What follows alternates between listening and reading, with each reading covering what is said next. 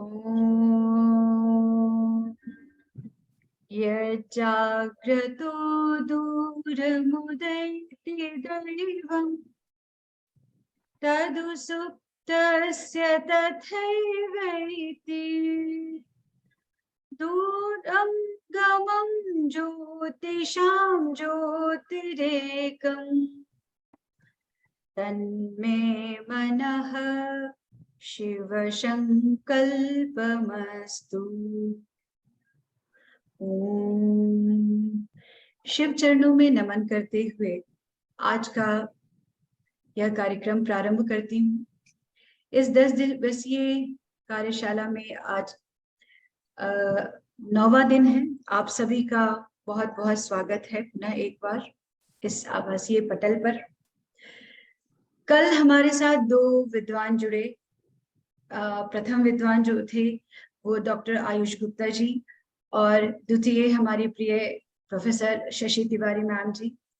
दोनों वक्ताओं ने, जैसे आयुष जी ने संस्कृति को, अपने भारतीय ज्ञान परंपरा को विज्ञान से जोड़ते हुए हमें बहुत ही अच्छी अच्छी बातें बताई। हमारी भारतीय ज्ञान परंपरा की क्या विशेषता है, विज्ञान के साथ जुड़ के भी उनकी क्या विशेषता है, क्या विशेष है उसमें, वो भी बताया। आयुष जी का बहुत बहुत धन्यवाद। शशि मैम ने मुख्य विषय जो है संस्कृत से संस्कृति की ओर, इस विषय पर विचार किए। बहुत अच्छी अच्छी, बहुत सरल सरल बातें बताई जो हम अपने संस्कारों में भूलते जा रहे हैं, जैसे तुलसी का महत्व, स्वस्ति का क्या महत्व है, घंटी का क्या महत्व है। तो ये सब हम अभी बहुत ज्यादा ध्यान नहीं देते हैं, लेकिन उनके महत्व को बताते हुए उन्होंने हमारी संस्कृति, हमारी इतनी महान संस्कृति जो है उसके विषय में बताया। तो शशि मैम का भी बहुत बहुत धन्यवाद। आज भी हमारे साथ 2 विद्वान जुड़े हैं। एक प्रथम विद्वान जो है वो डॉक्टर दिलीप कुमार जायसवाल जी हैं, assistant professor department of Sanskrit, Vivekananda college, Delhi university से। दूसरे विद्वान रहेंगे doctor Rupesh Kumar, assistant professor department of Sanskrit, Kirori Mal college से। तो इन दोनों विद्वानों का इस आवासीय पटल में एमआईटी यूनिवर्सिटी हरियाणा की ओर से बहुत बहुत स्वागत है। मैं प्रथम वक्तव्य प्रारंभ करने के लिए दिलीप जी को आमंत्रित करती हूँ। डॉक्टर दिलीप कुमार जायसवाल जी, आपका स्वागत है। सर का छोटा सा परिचय मैं करा देता हूँ जी। आज के हमारे प्रथम मुख्य वक्ता आदरणीय डॉक्टर दिलीप कुमार जायसवाल जी हैं। आप संप्रति विवेकानंद महाविद्यालय, दिल्ली विश्वविद्यालय में सहायक आचार्य पद को अलंकृत कर रहे हैं संस्कृत विभाग में। आप संस्कृत के साथ इतिहास विषय के भी विद्यार्थी। आपका इससे पूर्व जो विशेष अध्ययन रहा है संस्कृत से पहले आप इतिहास के विद्यार्थी थे। आपने इलाहाबाद विश्वविद्यालय, बीएचयू जैसी संस्थाओं, तदुपरांत जवाहरलाल नेहरू विश्वविद्यालय से संस्कृत में आपने अध्ययन प्रारंभ किया। उसके उपरांत आपने दिल्ली विश्वविद्यालय से शोध कार्य, वहां से एमफिल और विद्यावारिधि की उपाधि आपने ग्रहण करते हुए लगभग 15 वर्षों से आप अध्यापन का कार्य कर रहे हैं। आपके जो शिक्षा का जो विशेष रुचि का क्षेत्र है, कार्य का क्षेत्र है, वह दर्शन का कश्मीर शैवाद्वैत एवं पातंजलि योग दर्शन, सौंदर्य शास्त्र, नीति शास्त्र, आख्यान शास्त्र आपकी रुचि के विशेष क्षेत्र है। अभी जो आपने दिल्ली विश्वविद्यालय का आख्यान शास्त्र परंपरा पे एक नया पेपर इंट्रोड्यूस हुआ है, उसकी जो पाठ्यक्रम समिति रही है उसमें आप विशेष सदस्य के रूप में कार्य किया और आपके मार्गदर्शन में ही दिल्ली विश्वविद्यालय में इस पेपर का कार्यान्वयन हो रहा है। उसकी पाठ्य सामग्री, पेपर का जो भी विषय वस्तु है एनईपी के अंतर्गत आपके मार्गदर्शन में कार्य हो रहा है। आपने अध्ययन अध्यापन के अतिरिक्त विदेशों में अध्यापन का भी कार्य किया है, वहाँ के विद्यार्थियों का अध्यापन यहाँ से रहते भी किया, वहाँ पे जाते, और अनुवाद का कार्य आपने वहाँ पर संस्कृत को अनुवाद के माध्यम से वहाँ के लोगों को पढ़ाया सरलतम विधि से। दीर्घकालिक आपका अनुभव रहा उसमें। आपने 2012 में यूनिवर्सिटी ऑफ मैसाचुसेट्स संयुक्त राज्य अमेरिका में आयोजित वेदांत कांग्रेस में अपने शोध पत्र का वहां वाचन किया, और आप ने लगभग 5 संस्कृत की पुस्तकों का लेखन कार्य किया है। अनेक नेशनल एवं इंटरनेशनल पत्र पत्रिकाओं में आपके शोध पत्र प्रकाशित हुए हैं। आपके का जो आज का मुख्य व्याख्यान का विषय होगा, संस्कृत आख्यानों का सांस्कृतिक महत्व। भारत की जो यह सुदीर्घ विशेष आख्यान परंपरा रही है, जो वेदों से उत्पन्न होता हुआ आधुनिक काल, पुराण, इतिहास, नारा संस्कृत इत्यादि ग्रंथों में रामायण महाभारत इत्यादि मिलता है, उसको विशेष करके आप केंद्रित करते हुए आपने जो संस्कृत की समाराधना किया है, जो विद्यार्थियों में, समाज में भाषा का, उस ज्ञान के क्षेत्र का प्रचार प्रसार करें, उसी विषय को अंग्रित करते हुए आज हमारे मुख्य वक्ता महोदय का वक्तव्य है। आदरणीय सर से निवेदन करता हूं कि अपने वक्तव्य से हम सबको लाभान्वित करें। आदरणीय सर। धन्यवाद अखिलेश जी। आपका हमारे विश्वविद्यालय परिवार में, विभाग में हार्दिक स्वागत, अभिनंदन। धन्यवाद, बहुत बहुत धन्यवाद। मेरी आवाज ठीक पहुंच रही है आप सब तक? जी जी, आ रही है सर। जी बिल्कुल, ठीक है, धन्यवाद।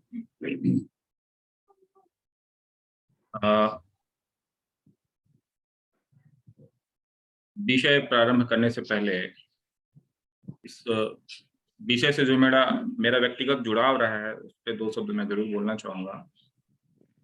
जैसा अभी अखिलेश जी ने बताया कि प्रवर्तमान पाठ्यचर्या में दिल्ली विश्वविद्यालय संस्कृत विभाग के प्रथम वर्ष, जो स्नातक कक्षाओं के प्रथम वर्ष में जनरल इलेक्टिव पेपर्स के बतौर संस्कृत नैरेटोलॉजी इस नाम से एक पेपर जो है वो समय प्रवर्तमान है। और उस पेपर को लागू करने के पीछे एक मंशा यह भी रही है कि जिस प्रकार से आंग्ल भाषा के अध्ययन, साहित्य अध्ययन में नैरेटोलॉजी का जो विषय रहा है, नैरेटोलॉजी की जो ज्ञान शाखा रही है, जिसे भी विकसित हुए ज़्यादा समय नहीं हुआ,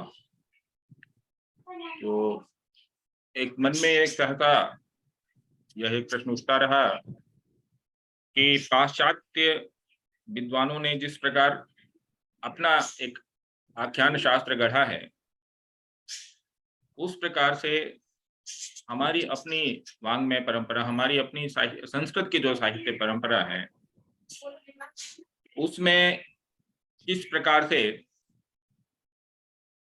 आख्यान के स्वरूप को लेकर के, आख्यान की प्रणाली को लेकर के चिंतन जो है हमें प्राप्त होता है।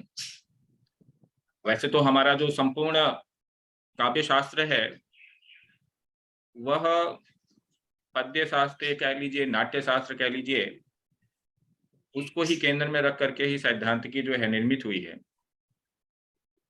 वस्तुतः जिसे हम आख्यान कहते हैं,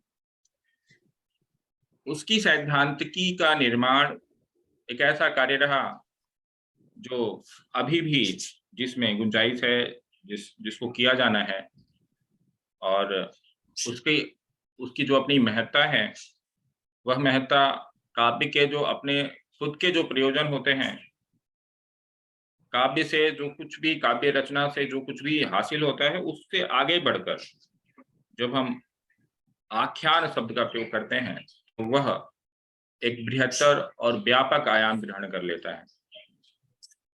तो विषय हमारा संस्कृत आख्यानों का सांस्कृतिक महात्म्य है आज का आप सबके समक्ष। लेकिन मैं चाहूंगा कि आख्यान शब्द को कैसे विद्वानों ने देखा है, उस पर 2 शब्द मैं कहना चाहूंगा। और वो अभी एक बहुश्रुत विद्वान पंडित विद्यानिवास मिश्र जी की कुछ लाइनें मैं कोट करना चाहूंगा कि आख्यान शब्द से क्या अभिप्राय है।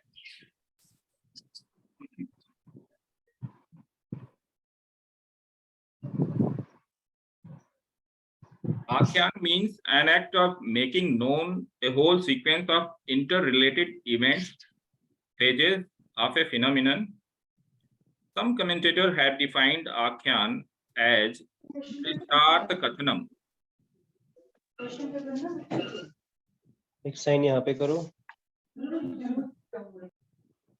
क्या कुछ प्रॉब्लम है अखिलेश जी? जी सर। कोई प्रॉब्लम है? नहीं नहीं। अच्छा ठीक ठीक। तो Akhyan is also defined as Drishtarth Kathanam, means narrating a perceived earth phenomenon. What is this earth? Is this the earth a half perceived gross reality, or it is the intrinsic suchness of things which cannot be perceived by senses alone? The Indian tradition takes it in the latter sense, so that Akhyana signifies a tale of the intrinsic reality, a tale of the gods, a tale of the opening of the lotus of creation. By extension, it means any utterance structure resembling this ingenious way of the relating primordial experience of the universe, enveloping the self and vice versa, of the expanding self enveloping the perceived universe. So we cannot overlook this meaning given to Akhyan by our tradition. The word Akhyan, which we have translated here according to Dr. Misr as legend, it is derived from the root kya, which means to make known. But mere attempt to making something known is not enough. It runs the risk of turning out to be an erroneous view of the thing made known. The thing is not made known in its totality. So there is a prefix a, which signifies totality. The act of making known should cover all aspects of the thing being made known. तो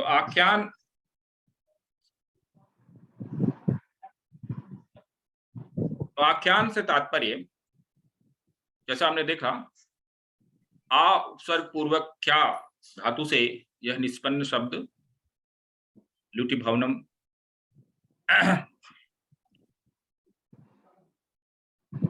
कोई चीज, किसी चीज को बताना, वह भी इस प्रकार बताना कि वह जिस चीज को हम बता रहे हैं, जिसके बारे में कथन कह रहे हैं, जिसका अर्थ प्रकाशन कह रहे हैं, वह उसके समस्त पक्षों को उजागर करता हो। साकल्येन कथन, समग्रता में कथन, किसी विषय वस्तु का समग्रता में कथन इतिवृत्तांत पूर्वक, वह आख्यान से जो है अभिप्रेत है। किसी भी देश की संस्कृति में वहां की आख्यान परंपरा का, संस्कृति सभ्यता के निर्माण में आख्यान परंपरा का बहुत महत्वपूर्ण योगदान होता है। और लोक जीवन और आख्यान, इन दोनों में एक प्रकार की द्वंद्वात्मकता देखने में आती है। लोक जीवन वह आख्यानों में प्रतिबिंबित होता है और दूसरी वो हमारी लोक चेतना का निर्माण आख्यानों के हाथों होता है। तो एक प्रकार की हमें द्वंद्वात्मकता देखने में मिलती है। इसी सभ्यता समाज के जो लोक जीवन है, जो लोक चेतना है, और वहाँ की जो आख्यान परंपरा है, वहाँ एक प्रकार की इस तरह से एक द्वंद्वात्मकता हमें, अन्योन्याश्रयता हमें देखने को मिलती है। और यह बात किसी भी राष्ट्र और संस्कृति की तुलना में भारत पर यह अधिक स्पष्टता से लागू होते हुए हम देख पाते हैं। आख्यान परंपरा या कथा परंपरा हमारे सांस्कृतिक जीवन की मानो शिराएं और धमनियां, जिनसे होकर राष्ट्र जीवन अपनी समग्रता में निरंतर प्रवाह मान रहा है। हमारी आख्यान परंपरा के दो मुख्य मान बिंदु रामायण और महाभारत सहस्त्राब्दियों से भारतीयता को परिभाषित करते आ रहे हैं। जिस एके सूते सकलम में हमारी बहुमुखी विविधता वाली संस्कृति एकत्व लाभ करती है, वह रामायण और महाभारत जैसे महाकाव्य ही हैं, जो एक सूत में पिरोते, जो एकत्व का निर्माण करते हैं, एक भारत का निर्माण करते हैं। वस्तुतः जिस भारत में अनगिनत भाषाएं हैं, अलग अलग खान पान, रहन सहन, आचार विचार, इन विभिन्न विविधताओं के मध्य वह आधार बिंदु जो उसे एक स्वरूपता प्रदान करती है, उस एक स्वरूपता प्रदान करने के पीछे हमारे इन दो महाकाव्यों का क्या योगदान रहा है, यह किसी से छिपी हुई बात नहीं है। जितनी भाषाएं हैं उतनी ही जो है हम पाते हैं, उतने ही प्रकार के रामायण महाभारत के संस्करण हमारे देश में। और यह जो महाकाव्यों की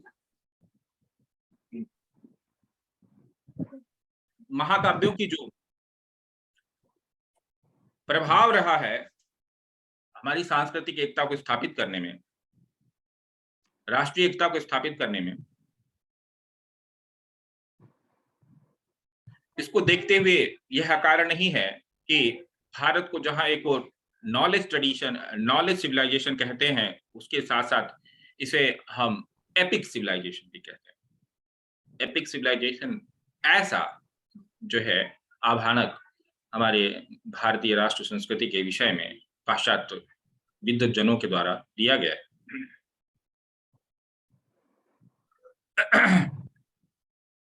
तो यह बात तो रही कि किस प्रकार हमारी आख्यान परंपरा ने भारतीयता को सतत गढ़ा है, और यह कार्य वह निरंतर हर काल में वो करते आ रहे हैं।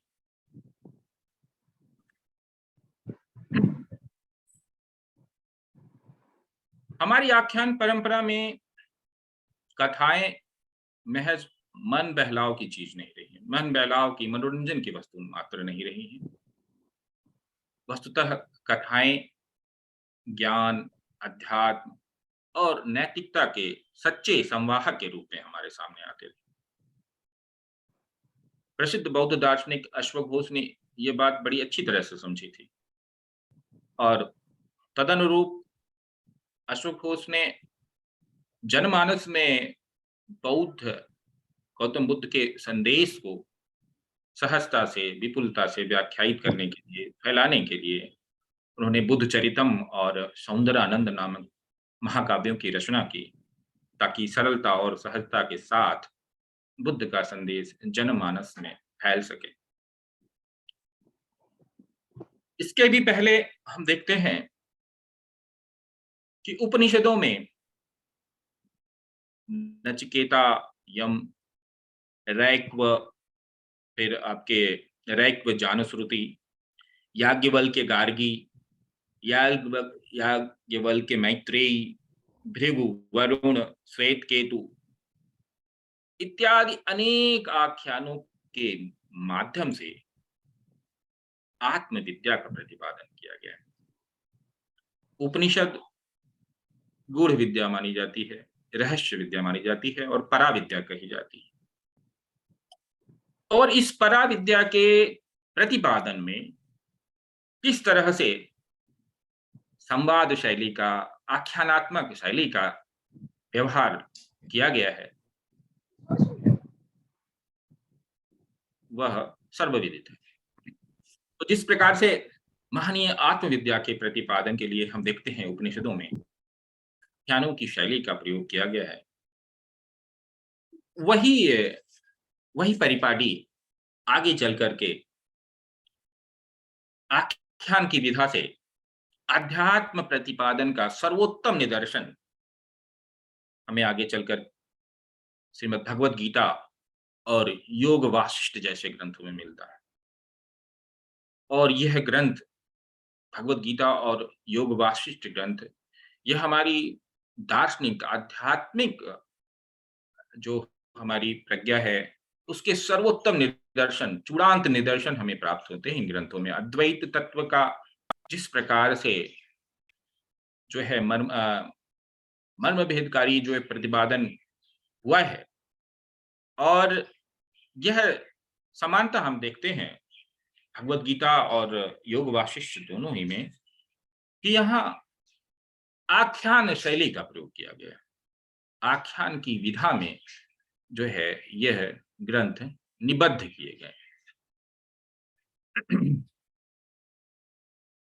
तो आख्यान की विधा के द्वारा ज्ञान और अध्यात्म का संप्रेषण और उनका फिर संचरण किस प्रकार से हमारी प्राचीन भारतीय संस्कृति में होती रही, उसके कुछ और भी आपके सामने मैं दृष्टांत प्रस्तुत करता हूं। हम पाते हैं महाभारत में अर्जुन के पौत्र जब तक्षक जब श्राप मिला परीक्षित को, तो परीक्षित अपनी मृत्यु को जब अवश्यंभावी देखता है तो अपने जीवन के समस्त दोषों के परिमार्जन हेतु वह कथा श्रवण का आश्रय लेता है। तो वहां भी हम कथा श्रवण की परंपरा का एक इस रूप में महात्म्य पाते हैं। आगे हम देखें, राजपुत्रों को राजनीति में पारंगत बनाने एवं लोक व्यवहार में चतुर बनाने के लिए जिस अमर शक्ति नामक राजा के 3 पुत्रों का उल्लेख है पंचतंत्र में, तो वहां हम देखते हैं कि कथाओं के माध्यम से किस प्रकार राजनीति की शिक्षा, नीति की शिक्षा जो है वह सहज और सरल तरीके से दी गई है, जिसका उल्लेख पंचतंत्र में है। तो कथाएं किस प्रकार से नीति राजनीति की शिक्षा का साधन बनती है, यह हमने पंचतंत्र के माध्यम से देखा। और नैतिकता की जो साधनता कथाओं के द्वारा है, वह दृष्ट अदृष्ट दोनों ही रूप में हमें दिखती है। यदि हम स्मरण में लाएं शुक सप्तति नाम के ग्रंथ को, तो शुक सप्तति में हम देखते हैं कि जो शुक है वह उसका स्वामी दूर चला गया है, परदेश गया हुआ है, और वह शुक अपनी स्वामिनी को स्वैराचार से विरत करने के लिए वह निरंतर उसको कथा में उसको प्रकार से व्यापृत करता है,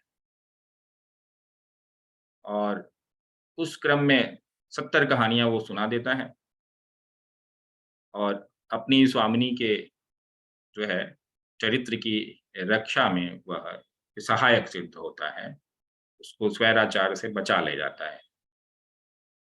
तो यह भी कथा श्रवण या कथा वाचन के जो हमारी संस्कृति में कितने भिन्न भिन्न प्रकार के जो है प्रयोजन और उद्देश्य उससे जुड़े रहे, उसकी एक वानगी हमने देखी।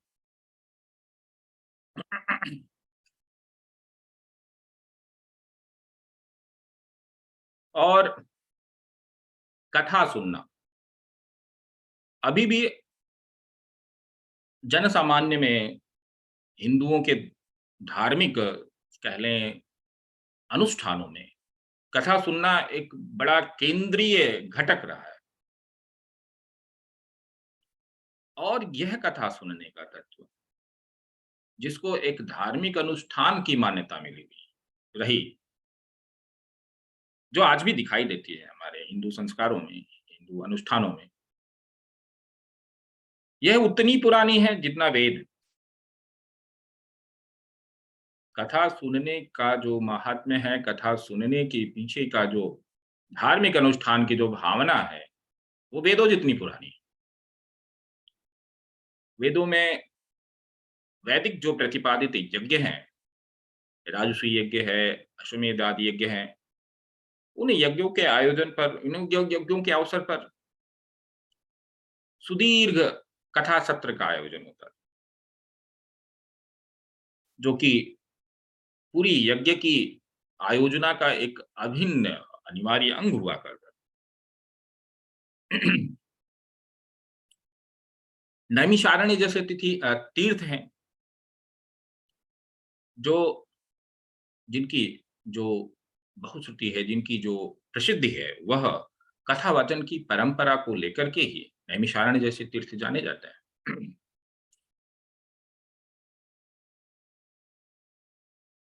तो इस तरह से हम पाते हैं कि कथा वाचन वह हमारे सामाजिक धार्मिक जीवन का एक अभिन्न अंग रहा है, हमेशा से रहा है। और इसी के अनुरूप हम प्राचीन भारतीय समाज में कथावाचकों के एक विशिष्ट वर्ग को जो है वह परिपुष्ट होते हुए देखते हैं। जैसे भृगुवंश के जो मुनि हुए, भृगुवंश का संबंध ही वस्तुतः वह कथावाचन की परंपरा से जोड़ा जाता रहा। इसी तरह से कुशी, लव, सूत, चारण इत्यादि का उल्लेख इसी क्रम में किया जा सकता है। हमारी कथा परंपरा ने वैश्विक स्तर पर जो प्रभाव छोड़ा,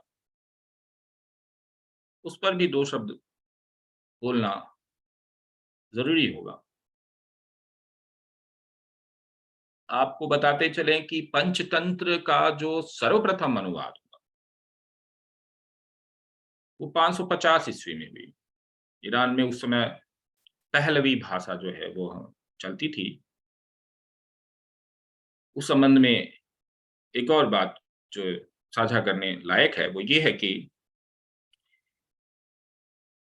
6ठी शताब्दी ईस्वी में ईरान का जो बादशाह था खुशनुरवा, उसका राजवैद बुर्जोई, उसे पता लगा कि कोई संजीवनी बूटी है जो हिंदुस्तान में पाई जाती है, तो उसकी खोज में वो भारत आता है। और उस खोज में संजीवनी बूटी तो हाथ लगी ना लगी, लेकिन उसे पंचतंत्र हाथ लगी। और जिसको यह मान करके सिरोधार्य करके वो अपने देश वापस लौटा कि जिस संजीवनी बूटी की खोज में मैं आया था वो हाथ लग गई मेरे। ये कहानी का जो खजाना है, ये जखीरा जो कहानियों का है, वो किसी संजीवनी बूटी से कम नहीं। तो उसे संजीवनी बूटी के भाव से सिरोधार्य करके ईरान का राजवैद्य वापस लौटता है और पंचतंत्र का पहला अनुवाद जो पहलवी भाषा 6ठी शताब्दी ईस्वी में ही वह उसके हाथों संपन्न होता है। और पंचतंत्र के बारे में यह सर्वविदित है कि दुनिया की अनेकों भाषाओं में सर्वाधिक अनूदित कृति रही है, सर्वाधिक अनुवाद होने वाली कृतियों में से रही है पंचतंत्र। और वह विश्व के, जिसको फैबिल्स कहते हैं, जिसको जंतु कथा कहते हैं, वह संपूर्ण विश्व में जंतु कथा का जो है एक प्रकार से आदि जो है प्रेरणा रहा है। उससे प्रेरित होकर के पाश्चात्य जगत में, अरब जगत में पशु कथाओं का जो है प्रणयन प्रारंभ हुआ। और खुद बहुत थोड़े बाद में जाकर के मौलाना रूमी के हाथों पंचतंत्र की कथाओं का आध्यात्मिक प्रतीकात्मक जो है वह उन्होंने आध्यात्मिक प्रतीकों का प्रयोग करते हुए उसका रूपांतरण किया बहुत प्रसिद्ध जो है कवि और आध्यात्मिक रहस्यदर्शी रूमी। बाकी रामायण और महाभारत, इन दोनों महाकाव्यों के हाथों पूरी दक्षिणी पूर्वी एशिया के सांस्कृतिक पल्लवन और पुष्पन में जो हाथ रहा है इन दोनों महाकाव्यों का, वह दक्षिणी पूर्वी एशिया के अनेक देशों की लोक संस्कृतियों में, वहाँ की कथाओं में, वहाँ के लोक नृत्य में, वहाँ के स्थापत्य में, वहाँ के रंगमंच में, वह सहस्त्राब्दियों से ही उसका प्रभाव बना रहा। महाभारत के बारे में तो ये कहा ही जाता है, यन्ने भारते तन्ने भारती, जो इसमें नहीं है वो भारत में नहीं, जो इसमें है वही भारत में। और ये बात काफी हद तक रामायण के बारे में भी कही जा सकती है। तो हम कौन हैं पूरी दुनिया में, वह पहचान गढ़ने में हमारी आख्यान परंपरा ने अप्रतिम योगदान दिया। यह तो रही उसके कुछ सांस्कृतिक अवदानों की बात। इसके साथ समय कितना रह गया अखिलेश जी,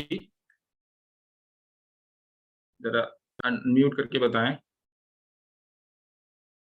सर 40 तक का भी है, समय है 10 मिनट 15 मिनट। अच्छा ठीक है, धन्यवाद।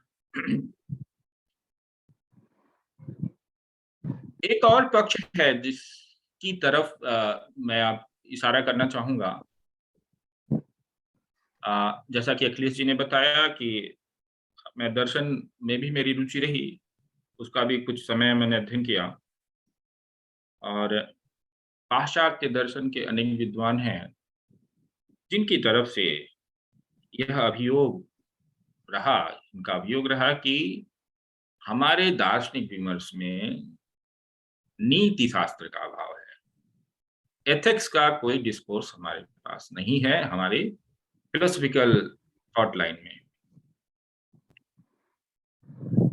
तो क्योंकि जिस बंधन और मोक्ष की पर जो मूल जो है जोर रहा है हमारे दार्शनिक चिंतन में, और वह भी जब हम त्रिगुणातीत होने की बात करते हैं, सत्व रजोगुण और तमोगुण, इन तीनों से ऊपर उठने की जहां बात करते हैं, तो वो कुछ ऐसा उन्हें प्रतीत होता है जो उन्होंने गहराई में भारतीय तत्व परंपरा को ठीक से उनका हृदयंगम नहीं कर सके, जो उन्हें ऐसा प्रतीत हो सकता है कि नैतिकता को लेकर के, नैतिक मूल्यों को लेकर के, नैतिक जीवन को लेकर के कोई वैसा गंभीर आग्रह हमें इस परंपरा में नहीं दिखाई दे रहा है। तो उसको लेकर मेरा हमेशा ये जवाब रहा है कि अगर आपको हमारी नैतिक चिंतन की परंपरा का दर्शन करना है तो आप हमारी आख्यान परंपरा की ओर अभिमुख हुएं, उसका अनुशीलन करें, तो आपको निराशा हाथ नहीं लगेगी। और जिस प्रकार का बहुमुखी और अत्यंत गहन व्यापक नैतिकता के जिन भी सवालों को लेकर के पाश्चात्य चिंतन परंपरा में हमें दार्शनिक चिंतन का विकास दिखाई देता है, वे सारे सवाल, उन सारे सवालों से दो हाथ हम भी हुए हैं। तो अगर आपको हमारी नैतिक चिंतन की छटा देखनी है तो आपको हमारे जो विपुल हमारा आख्यान साहित्य है उसकी ओर दृष्टि करनी है। तो यह बात तो रही केवल नीति शास्त्र की, एथिक्स की। वस्तुतः हमारी जो ज्ञान परंपरा है भारतीय, आजकल इंडियन नॉलेज सिस्टम की बात चल रही है, उसके समर्थ संवाहक जिससे हमारी जो नॉलेज ट्रेडिशन है तो वो आगे गई है और जनमानस तक उसकी पहुंच बनी है।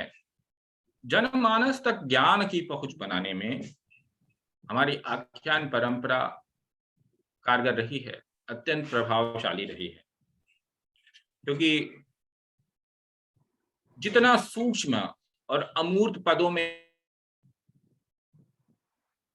हमारा दार्शनिक चिंतन है, वह स्वाभाविक है कि वह जन सामान्य में उसकी पहुंच ना हो पाए। यह बात हमारे ऋषि मुनि, हमारे विद्वज्जन समझते थे, इसलिए हमारे ज्ञान के तत्वों को सरल और सहज बना करके ही उसे कथा के माध्यम से आगे लाया गया है। इतिहास पुराण का जो प्रणयन है, उसके पीछे भी यही मंशा रही। भक्ति का जो पूरी भक्ति की जो परंपरा का उद्भव और उसका जो निरंतर आगे चलकर जो विकास हुआ है, उसका भी जो मानक ग्रंथ रहा है श्रीमद् भागवत गीता, अरे सॉरी भागवत महापुराण, वह भी आपकी जो है आख्यानों पर आधारित विधा है। तो भक्ति का पूरा जो जन चेतना, लोक चेतना जो उससे प्रभावित हुई है, वो आख्यानों के ही माध्यम से हुई।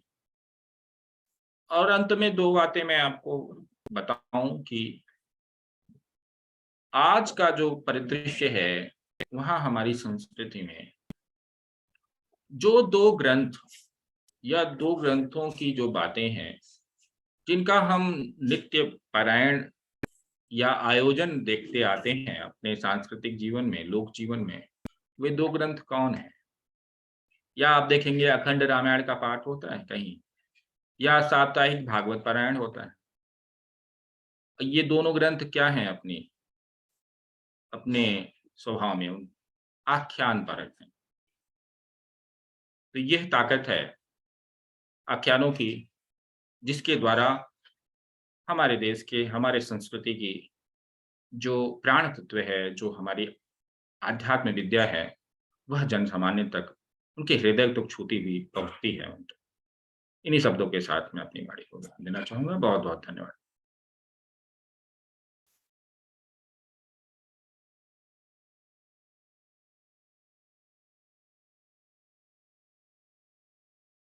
अनम्यूट करिए अखिलेश जी। क्षमा चाहता हूँ, क्षम्यता। आदरणीय सर जी का बहुत बहुत धन्यवाद। आपने बहुत ही सारगर्भित, वैदुष्यपूर्ण, सरल स्वभावता, आपने एक ज्ञानवर्धन परंपरा, जो आज आख्यान परंपरा के चिंतन एक सांस्कृतिक दृष्टिकोण से किस प्रकार से आवश्यक है और वह हमारे लिए उपयोगी हो सके, दृष्टिकोण से आपने अपना वक्तव्य रखा, जो वेदों के उत्स से लेकर रामायण, महाभारत, पुराण कालीन या पंचतंत्र आदि ग्रंथों में जो हमारी आख्यान के माध्यम से भारतीय संस्कृति को आख्यायित किया गया है, उस बात को आपने आख्यानों के द्वारा सरलतम विधि से हम सबके समक्ष रखा। इसके लिए सर आपका पुरुषः नंदन धन्यवाद। मैं आगे इस सभा में उपस्थित विद्वानों से निवेदन है कि हमारे पास अभी 10 मिनट का समय है। आप सभी के किन्हीं श्रोता बंधु के यदि प्रश्न है, जिज्ञासा है, तो सर से आप सब निवेदन कर सकते हैं। जी, आप में से किसी की कोई शंका या कोई जिज्ञासा है, प्रश्न है?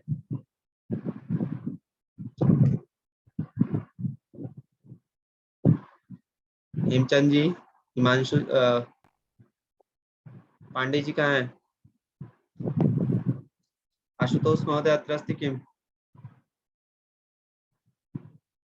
अस्तु, अन्यत् कोऽपि जनः सन्ति? यदि इच्छा अस्ति तर्हि चेत् प्रश्नं कुरु। सर आवाज आ रही है ना मेरी? हाँ हाँ, आवाज आ रही है आपकी। पांडे महोदय अस्ति कुत्र? सम्प्रति अद्य वा आसीत् भवान्? अस्मि आचार्यः।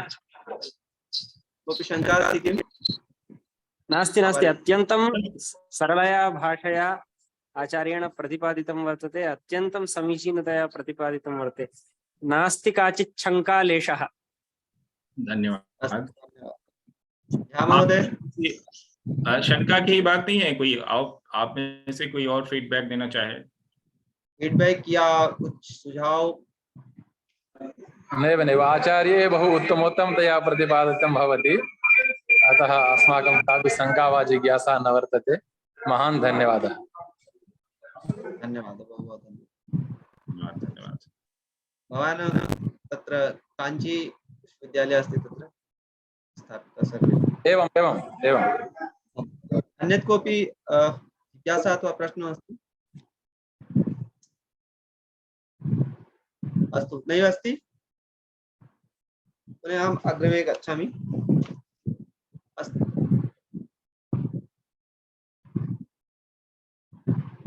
सर, मेरी थोड़ी सी जिज्ञासा ये है कि जो आपने आख्यान परंपरा का विषय रखा है, यह बहुत ही मतलब एक सरलतम विधि है अपनी संस्कृति को और बेहतर तरीके से समझाने के लिए। पर सर, हम जब 21वीं शताब्दी में जीवन यापन कर रहे हैं, जो हमारी संस्कृति एक क्षीणता की तरफ जा रही है, थोड़ा थोड़ा ह्रास होता जा रहा है आधुनिकता के, विशेष करके उत्तर भारत के क्षेत्र। उत्तर भारत का व्यक्ति नकल बहुत जल्दी करता है अन्य लोगों का और अपनी संस्कृति को छीण करता जा रहा है। तो उसमें इन आख्यान परंपराओं के द्वारा हम जनमानस को कैसे सरलता से इसको प्रदान कर सकते हैं और इसकी क्या उपादेयता हो सकती है हमारे जीवन के लिए आधुनिक काल में?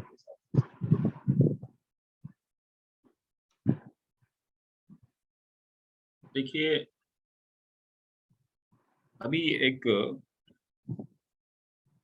कभी चलचित्र नाम आया आदि पुरुष नाम से, आप सब जानते हैं। जी सर। आदि पुरुष इस नाम से जो ये फिल्म बनी, वह एक महान अवसर था उसी उद्देश्य के लिए, जिस उद्देश्य को लेकर के हमारी आख्यान परंपरा जो है वह जनमानस में ज्ञान का संचार करती है। वह अवसर चूक गया। वह अवसर से उस फिल्म के जो निर्माता रहे, निर्देशक रहे, चाहे वो पटकथा जिन्होंने लिखी वो रहे, वो उस अवसर से चूक गए। उस अवसर का अन्यथा जो है इस्तेमाल हो सकता था कि आज जो है अगर आख्यानों को लेकर आना है, युवा पीढ़ी में लेकर आना है, तो आवश्यक है कि जो आप क्योंकि आपकी जो युवा पीढ़ी है वो जो 2 डायमेंशनल मीडियम है उससे ज़्यादा उसका सबका बहुत कम होता है। वो 3 डायमेंशनल मीडियम में ही ज़्यादा टाइम स्पेंड करती है।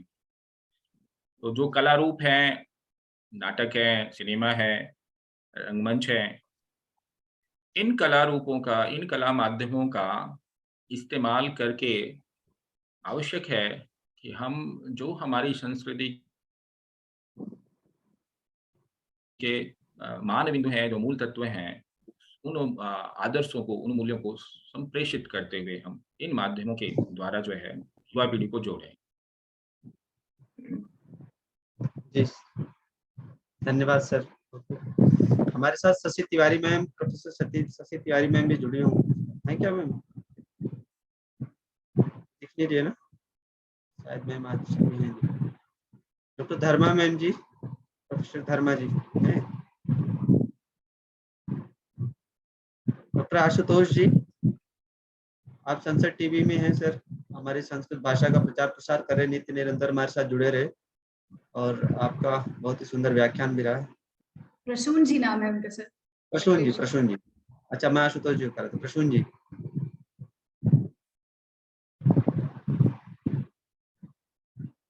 नहीं है ना? तो हम अग्रिम मैम आगे जी सर, आप करें, प्रारंभ करें अखिलेश जी। सर का वक्तव्य बहुत अच्छा था। बहुत ही अच्छा। आगे आज के हमारे द्वितीय वक्ता हम सबके मध्य जुड़ गए हैं, साथ में हैं, विद्यमान है सर, आदरणीय डॉक्टर रूपेश कुमार चौहान जी। आपका मैं छोटा सा संक्षिप्त सा परिचय, वैसे संस्कृत जगत में या जर्नलिज्म के क्षेत्र में आप अपने परिचय की आप मोहताज नहीं है, किंतु एक अभिनंदन की परंपरा, हमारी भारतीय संस्कृति की परंपरा, उस परंपरा का मैं अनुपालन करते हुए आदरणीय डॉक्टर रूपेश कुमार चौहान जी का एमटी विश्वविद्यालय के प्रांगण में आभासीय पटल पर सर आपका हार्दिक स्वागत अभिनंदन करते हैं हमसे। डायरेक्टर सर है क्या? मैं बता रहा हूँ हैं, ठीक है। आज के हमारे मुख्य वक्ता हैं डॉक्टर रूपेश कुमार चौहान जी। आपकी प्रारंभिक शिक्षा बिहार से हुई। सबसे बहुत ही अच्छी बात यह है कि आपके पिताश्री स्वयं संस्कृत के बहुत अच्छे प्रकांड विद्वान हैं, वैयाकरण है, जो एक अद्भुत मूर्धन्य प्रतिमूर्ति है, जिन्होंने संपूर्ण जीवन संस्कृत की समाराधना में अपना समय व्यतीत किया। उन्हीं का प्रतिफल कि आपने बाल्यकाल में पिताश्री से वह ज्ञान अर्जित करते हुए संस्कृत की सेवा समाराधने में अपना जीवन उत्सर्जित करते हुए बिहार से वह शिक्षा आगे ग्रहण करते हुए आप दिल्ली विश्वविद्यालय से आपने उच्च शिक्षा प्राप्त किया। वहीं से आपने विद्यावारिधि एमफिल की डिग्री प्राप्त किया। तदुपरांत आपने दिल्ली विश्वविद्यालय में लगभग 15 से 20 वर्षों से आप वहां अध्यापन कार्य कर रहे हैं। संस्कृत के प्रचार प्रसार में अपना समय, अपना नित्य निरंतर कार्य कर रहे हैं। इसी समाराधना में आपको दिल्ली संस्कृत अकादमी ने संस्कृत समाराधक सम्मान से 2017 में सम्मानित किया। तदुपरांत कलाश्री राष्ट्रीय सम्मान भी आपको 2016 में प्राप्त हुआ। इसी विद्वद्वरेण्य आपने अपना संपूर्ण जो अध्ययन का कार्य है जीवन का, वह सतत मां सरस्वती की उपासना में प्रदान किया और इसी परंपरा में आपने लगभग 7 पुस्तकों का लेखन किया है और 20 इंटरनेशनल और नेशनल जर्नल्स आपने पत्रिकाओं में अन्य जगह पे आपके लेख शोध पत्र प्रकाशित हुए हैं। आपकी जो विशेष वह है आपका शोध के लेखन के क्षेत्र में कार्य है। आपकी वाक्सुधा नाम की विशेष पत्रिका जो संस्कृत अन्यान्य क्षेत्रों में प्रकाशित है, जो वाणी रूपी अमृत को अपने नित्य निरंतर आपने जो साधना है ज्ञान का, वह समाज में लोगों तक जनमानस में पहुंचा रहे हैं।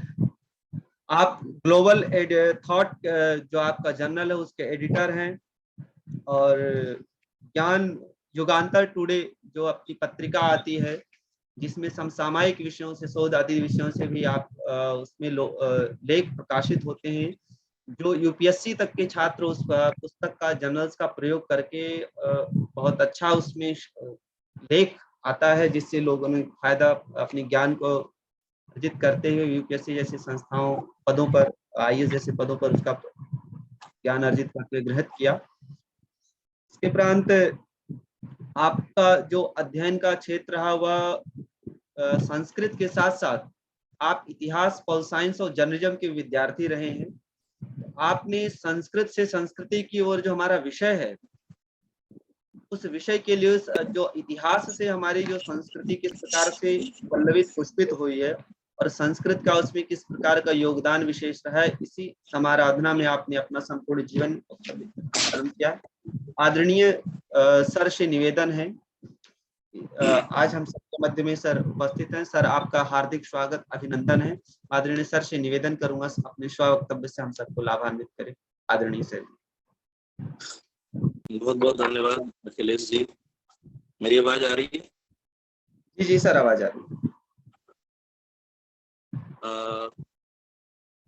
आज आपने मुझे इतने प्रतिष्ठित विश्वविद्यालय में आमंत्रित किया, इसके लिए मैं आपका बहुत बहुत आभारी हूँ। साथ ही एमआईटी यूनिवर्सिटी का भी मैं बहुत बहुत आभारी हूँ। सर हमारा विशेष आभार कि हमें आपने हमारे एक निवेदन पे प्रार्थना स्वीकृत किया। वैसे आपकी बहुत व्यस्तता रहती है मुझे पता है, पर फिर भी आपने हमारे प्रार्थना को स्वीकार किया, हमें इसके लिए विशेष आभार। थोड़ा सा व्यवधान आप लोगों के समक्ष हो सकता है क्योंकि मेरे बगल के घर में निर्माण कार्य चल रहा है, तो कुछ शोर आ सकता है उसके लिए मैं क्षमा प्रार्थी हूँ। जैसा कि अभी अखिलेश जी ने कहा, संस्कृत से संस्कृति की ओर, संस्कृत से संस्कृति की ओर जाने से पहले हम ये देखना चाहेंगे कि संस्कृत भाषा या संस्कृत वाङ्मय, इसका संपूर्ण विश्व पर, पूरे विश्व पटल पर क्या प्रभाव। संस्कृति मूलतः एक अलग विषय है और संस्कृत भाषा, जिसको हम समझते हैं कि सम उपसर्ग और डोक्रिय करणे धातु से अक्त प्रत्यय तथा सम परिभ्याम करो तो भूषणे सूत्र से सुट आगम होकर संस्कृत शब्द निष्पन्न होता है। संस्कृत केवल उच्चारण भर से ही संस्कार अपने आप संस्कारित हो जाता। संस्कृत ने किस प्रकार संस्कृति आज से नहीं, प्राचीन काल से और अधुनातन तक संवारा है, सजाया है। किसी भी संस्कृति को, भारतीय संस्कृति का मतलब केवल सनातन संस्कृति, हिंदू संस्कृति अथवा संस्कृत की संस्कृति नहीं है, एक वृहद संस्कृति। और वृहद संस्कृति कहते ही आपको सबका ध्यान रखना, हिंदू मुस्लिम सिख ईसाई सारे धर्म है, जैन और बौद्ध तो है ही, इनका मिला जुला स्वरूप भारतीय संस्कृति। लेकिन विश्व का ऐसा कोई धर्म नहीं, विश्व की ऐसी कोई संस्कृति नहीं है जिसको संस्कृत ने प्रभावित न किया हो या संस्कृत के आधार पर उसकी आधारशिला न रखी गई। महाकवि दंडी इसीलिए तो कह देते हैं, संस्कृतम नाम दैवी वाक अन्वाढ्यता महर्षि भी, संस्कृत को देववाणी कह दिया अपने काव्यादर्श। और वास्तव में ये देववाणी, यहाँ जो इस संस्कृत से बनी संस्कृति में जो आया, आप देखिए वो इसका ही वो कर रहे हैं। वो अपनी संस्कृति को बचा नहीं पाया, अपनी संस्कृति को उसने इसमें समा दिया। क्यों समा दिया? हालांकि जो मैकाइवर और पेज समाजशास्त्री हैं बहुत बड़े, मैकाइवर और पेज कहते हैं कि संस्कृति जो है हमारे दैनिक व्यवहार में कला, साहित्य, धर्म, मनोरंजन और आनंद में पाए जाने वाला रहन सहन और विचार हमारी प्रकृति की अभिव्यक्ति। अर्थात संस्कृत ने हर धर्म में अपनी प्रकृति को इस प्रकार से पिरो दिया कि वह आज किसी भी संस्कृति से अभिन्न हो गई। एकता में अनेकता और अनेकता में एकता, यह संस्कृत के कारण हुआ। और ये इसलिए हुआ, नैतिक जो भी मूल्यों की बात करें, चाहे विताल पंचविंशति का हो, चाहे अभी सर ने कहा था, दिलीप सर ने, आपके सुख सप्तति हो, पंचतंत्र हो, हितोपदेश हो या गुणाढ़ की बृहद कथा हो, सब आपको नैतिक मूल्यों की शिक्षा देते। विश्व के किसी भी भाषाई समाज में जितना नैतिक मूल्य कथाओं के माध्यम से, या जितना नहीं सारा का सारा जिस भाषा में प्राप्त होता है, वो अकेली संस्कृत। और सिर्फ इसलिए नहीं, इसीलिए जब यहाँ पर पहलवी आए, शक आए, हूण आए, उसके बाद इस्लाम आया, अंग्रेज आए, तो सबने इस संस्कृति को आत्मसात किया। स्वयं हम देखते हैं, एक इस्लाम का एक बहुत बड़ा कवि हुआ जिसका नाम आप सब लोग जानते होंगे, अमीर खुसरो, जिसको कि एटा के पास पटियाली जिले में पटियाली तहसील में उसका जन्म हुआ था, जिसको हम लोग तूतीय हिंद कहते हैं, हिंद का तोता। अब ये हिंद का तोता क्या है? इसने, ये समझिए कि जो अपनी एक पुस्तक है इसकी, नूह सिपेहर, नूह सिपेहर में, और ये 8 सुल्तानों के शासन में रहा दरबार। नूह सिपेहर में वह क्या कहता है?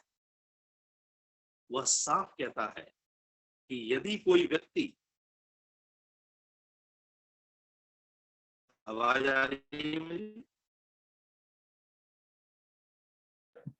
थोड़ा नेटवर्क की समस्या आ रही है, आवाज आ आवाज रही है? आवाज सर बीच में थोड़ी कट रही है। अभी पहले बीच में ठीक आ रही थी, पहले थोड़ा सा इशू आ रहा है। थोड़ा इंटरनेट की प्रॉब्लम है यहाँ।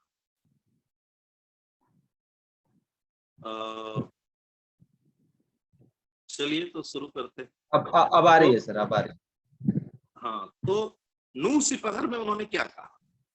वह कहता है कि पैगंबर ने देश प्रेम विश्वास का एक अंग स्वरूप जो वाक्य बताया है, उस देश प्रेम में यह भारत भूमि मेरी जन्मभूमि,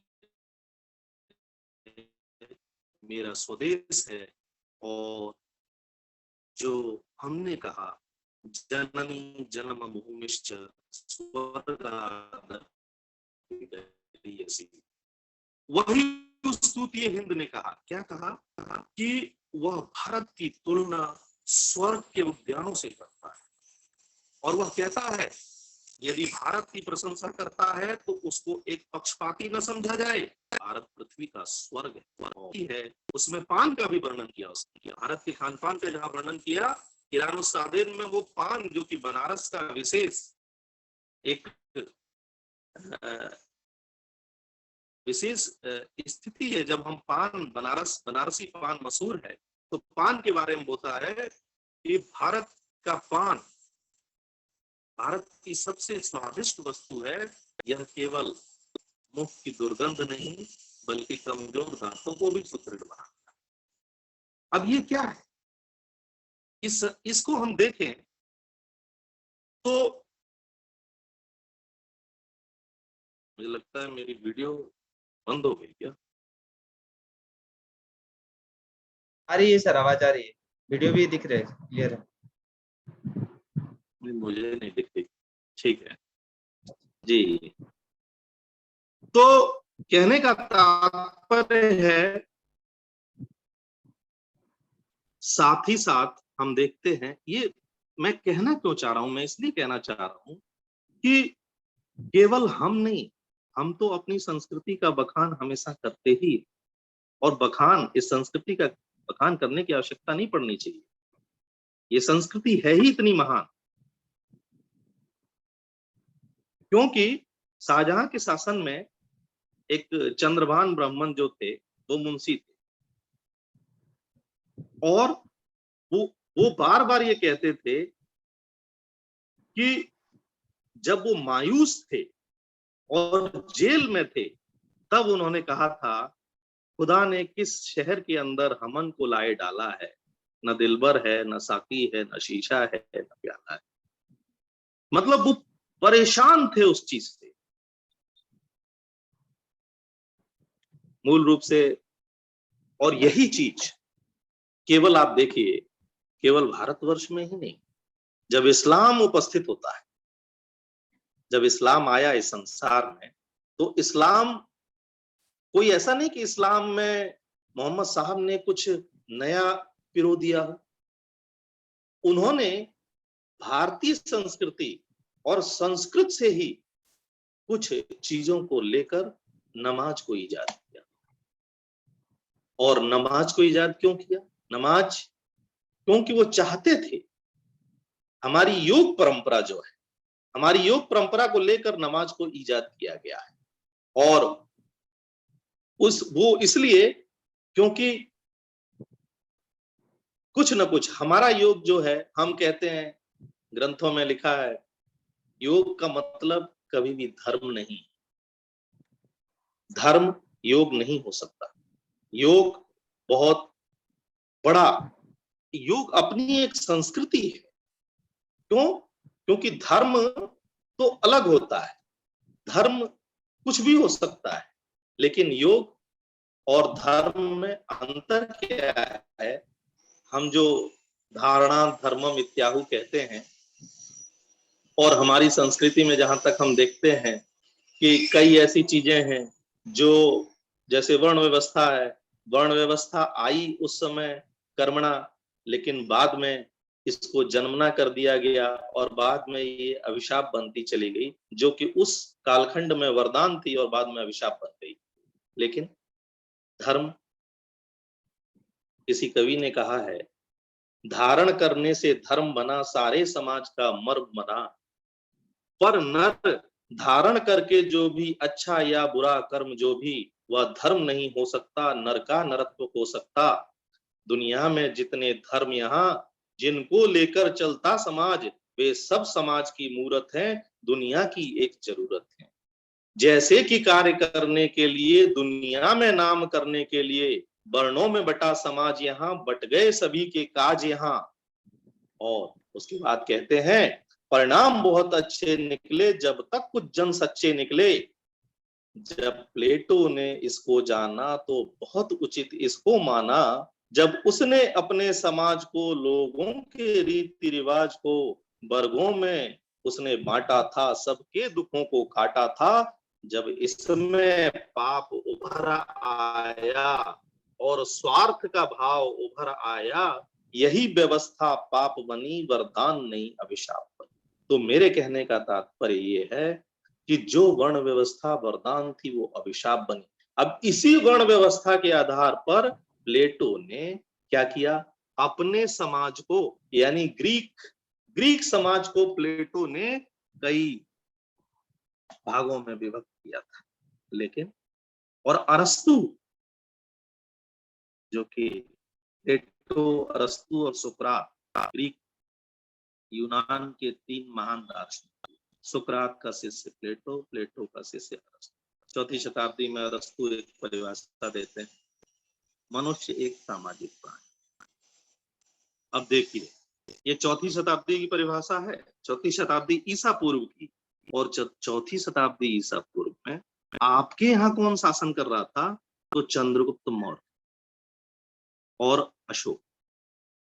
उस 4वीं शताब्दी ईसा पूर्व में आप लोगों ने विशाख दत्त पढ़ा होगा, तो विशाख दत्त के नाटक मुद्रा राक्षस, कौमुदी महोत्सव, और कौमुदी महोत्सव में गणिकाएं खुलेआम, कौमुदी महोत्सव में सड़कों पर खुलेआम घूम रही, जबकि एक व्यक्ति मनुष्य को सामाजिक प्राणी द्योतित कर रहा है। और उसी समय इस समाज में एक गणिका को इतनी इज्जत प्राप्त हुई है, जो कि दूसरा समाज उसको अपमान की दृष्टि से। हमारे यहाँ उस समय हम स्वयं देखते हैं कि एक विभाग था जिसको हम गणिका अध्यक्ष कहते हैं।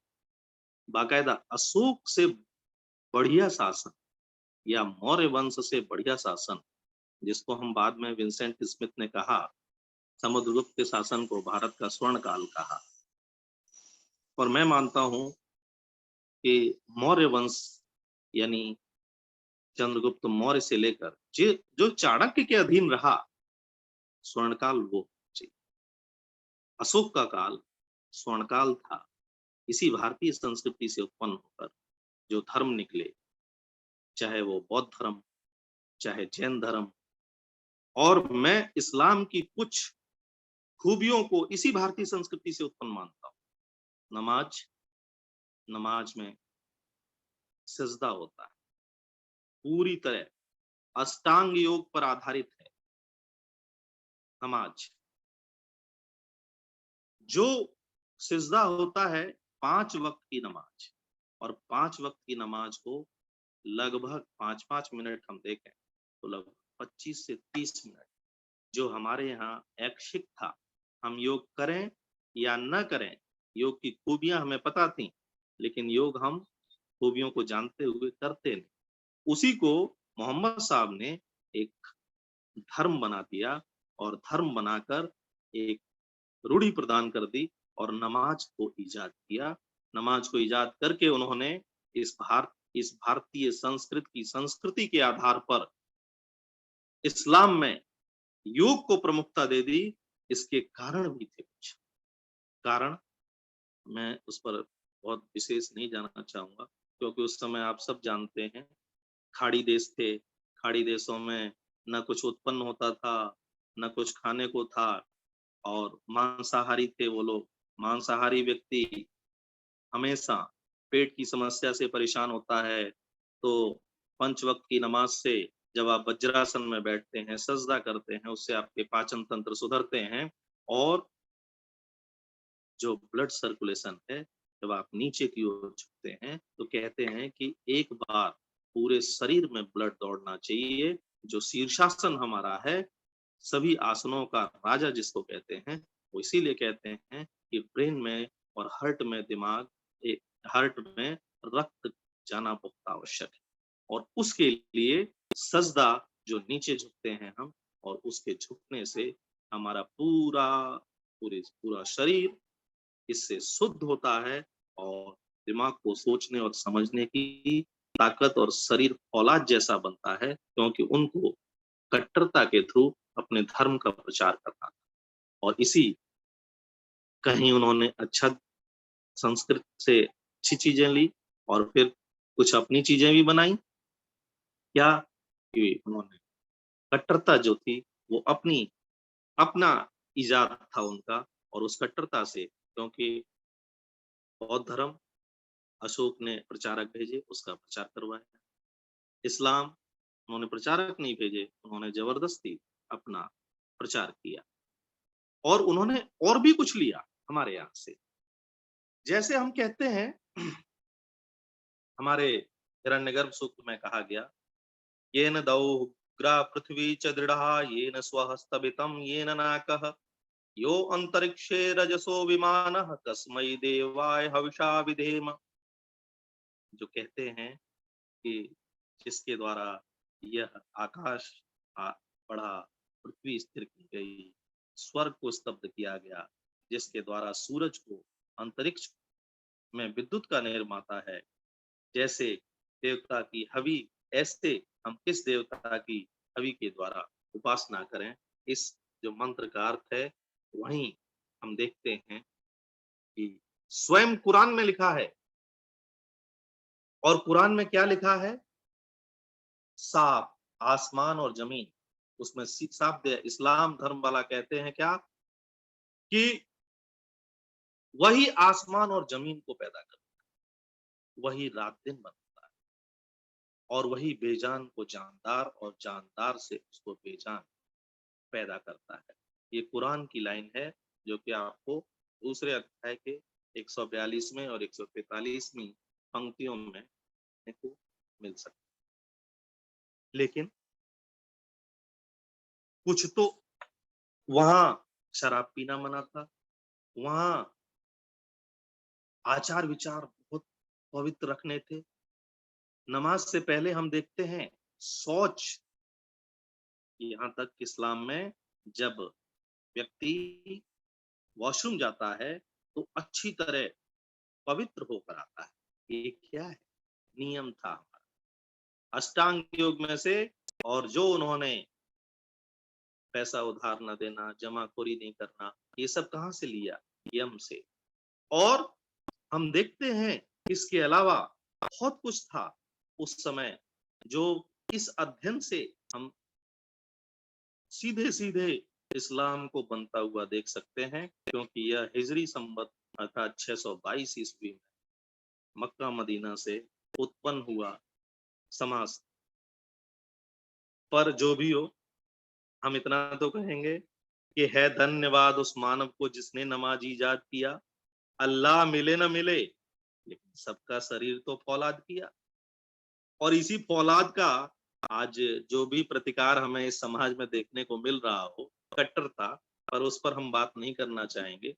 हम अपनी संस्कृति की ओर जा रहे हैं। किस प्रकार उसने विभिन्न संस्कृतियों को प्रभावित किया है। अब मैं दूसरे मुद्दे पर आना चाहूंगा। जैसे हम देखते हैं हमारी संस्कृति में क्या नहीं, हमारी संस्कृति में क्या नहीं,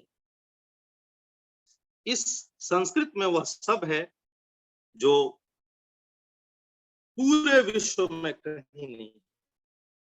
इसका कारण, इसका सबसे बड़ा कारण आप देखिए, रसायन शास्त्र, वनस्पति शास्त्र, आयुर्वेद में देखिए, आज भी ये माना गया है कि जब से मानव ने अनाज खाना शुरू कर दिया, तब से मानव के शरीर में विकार उत्पन्न शुरू हुए। क्यों? अनाज तो आज की पैदाइश है, मेहरगढ़ की से उत्पन्न है। 7000 ईसा पूर्व में या नर्मदा घाटी में 7-8 हजार ईसा पूर्व में अनाज आया। उससे पहले क्या था? उसे मानव बोला था। उससे पहले राक्षसों को देखिए इतनी ताकत, मानवों को देखिए इतनी ताकत। वो क्यों थी? वो क्योंकि वो कंद मूल खाते और उस पर ही जीवन यापन करते, चरित्र को प्रमुखता देते, मूल्यों को प्रमुखता देते थे। आज हमारे मूल्य नहीं। जहां तक रसायन शास्त्र की बात कर रहा हूं, अब रसायन शास्त्र में आप देख लीजिए, हमारे यहाँ 3 गुण है, सत्व, रजस और तमस। केमिस्ट्री में 3 गुण है, प्रोटॉन, न्यूट्रॉन और इलेक्ट्रॉन। हमारे यहाँ प्रोटॉन क्या है? केमिस्ट्री में प्रोटॉन क्या है? धनात्मक है, पॉजिटिव। हमारे यहाँ सत्व, पॉजिटिव एनर्जी। रजस क्या है? वो केमिस्ट्री का इलेक्ट्रॉन। इलेक्ट्रॉन क्या है? सक्रिय होता है और रजस सक्रिय, उसका गुण देखिए। इसके अलावा हम देखते हैं हमारे यहाँ न्यूट्रॉन है, उदासीन है। यहाँ तमस है, उदासीन। डाल्टन, रदरफोर्ड, ये सब 16वीं 17वीं शताब्दी की पैदाइश है सब। और ये गुण कब थे? ये ईसा पूर्व की बात कर रहा हूं, यानी इनसे 2000 साल पहले कणाद, दिल्ली विश्वविद्यालय के रसायन शास्त्र विभाग के पास जब आप जाएंगे तो उसकी बिल्डिंग का नाम महर्षि कणाद भवन है। यानी वो भी मानते हैं कि संस्कृत से ही रसायन शास्त्र की संस्कृति उपजी। और वो इसलिए भी पॉजिटिव एनर्जी। जब हम इन तीनों गुणों को देखते हैं तो तीनों गुण है क्या? जब तीनों गुणों में साम्यता होती है तो प्रलय, और जब तीनों गुणों में विषमता होती है तो सृष्टि का संचार होता है और सृष्टि उत्पन्न। हम सृष्टि की जहां तक बात कर रहे हैं तो वो बहुत से ग्रंथ हैं जिसमें महाभारत के शांति पर्व में हम देखते हैं, अलंकृत भाषा में बताया गया है। ब्रह्मा कहता है कि मेरा पहला जन्म मन में हुआ है। ऋग्वेद के 10वें मंडल के 129वें सूक्त का 3रा मंत्र है, परमात्मा के मन में सृष्टि उत्पन्न हुई, यानी मन में सृष्टि का विचार उत्पन्न हुआ। फिर वेद में कहा गया कि परमाणुओं, तीनों परमाणुओं पर लगी लगाम को जैसे ही खोला भगवान ने, वैसे ही इंद्र प्रकट हुए। अब ये इंद्र क्या हुए? यानी पदार्थों में जब गति प्रारंभ हुई, उसके बाद इंद्र के बाद परमात्मा का चौथा कर्म हुआ जब वायु नासिका से बैठा। यानी उनका पहला जन्म था मन, दूसरा जन्म था नेत्र। नेत्र से क्या हुआ? नेत्र से मार्ग निश्चित होता है, आदमी रास्ता देखता है। और नेत्र के बाद उनका तीसरा जन्म था इंद्र। इंद्र के बाद उनका चौथा जन्म हुआ जब वायु नाक से नासिका से बैठा।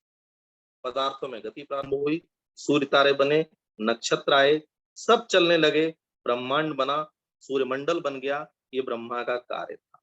और इसी तरह सूर्य से छिटक कर पृथ्वी बनी, और सूर्य से छिटक कर जब पृथ्वी बनी तो आगे, मतलब हम कहते हैं ना, एक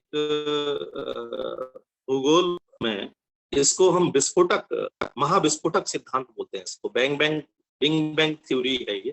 बिग बैंग थ्योरी में भी यही बताया जाता है कि कैसे ब्रह्मांड में एक ऊर्जा पिंड था, उसमें विस्फोट होता है और सारे ग्रहों का निर्माण होता है। और ये हमारे यहाँ, ये आज नहीं, अभी ये तो इन्होंने नासा वगैरह ने बाद में खोजा, लेकिन ये चीज हमारे यहाँ बहुत पहले से है। अब मैं थोड़ी सी बात करना चाहूंगा,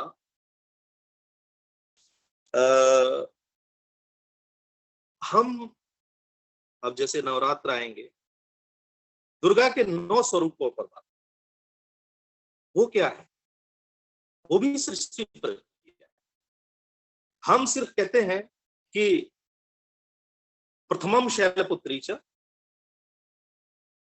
अब ये देखिए, ये पूरी थ्योरी ये आज नहीं लिखा गया, ये मार्कंडेय पुराण। प्रथमम शैलपुत्री कहते ही हुआ कि सबसे पहले संसार में जल ही जल था। प्रथमम शैलपुत्री कहकर हम कहते हैं पहले वे शैलपुत्री हुई।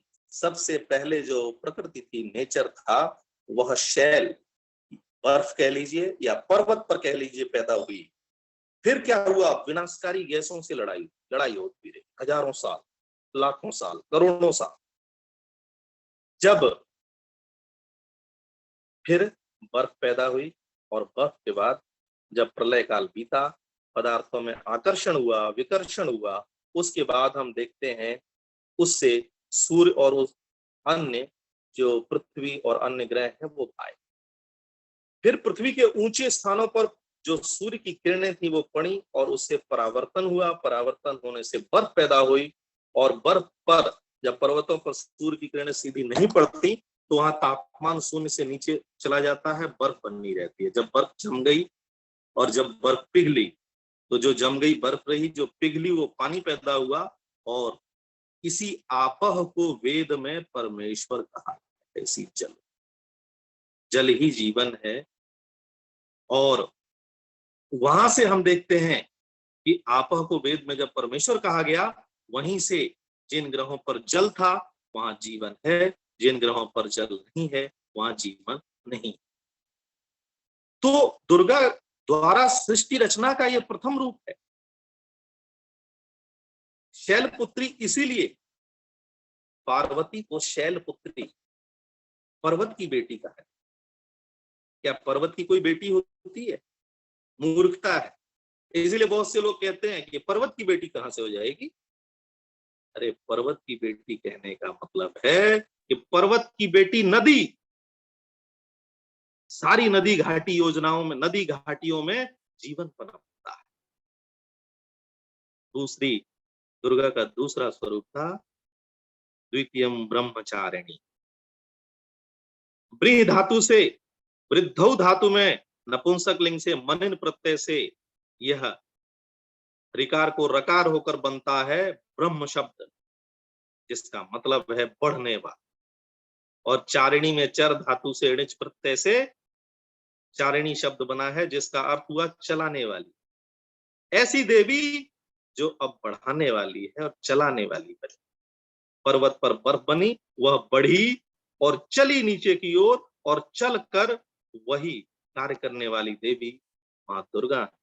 वहां से जब बर्फ पानी बनकर चला तो तृतीयम चंद्र घंटे, तीसरा चंद्रमा, चंद्र घंटा। चंद्र कहते हैं जल को, और चंद्र जल है, चंद्रमा का पर्याय है, और घंटे का अर्थ है समूह, यानी जल का समूह।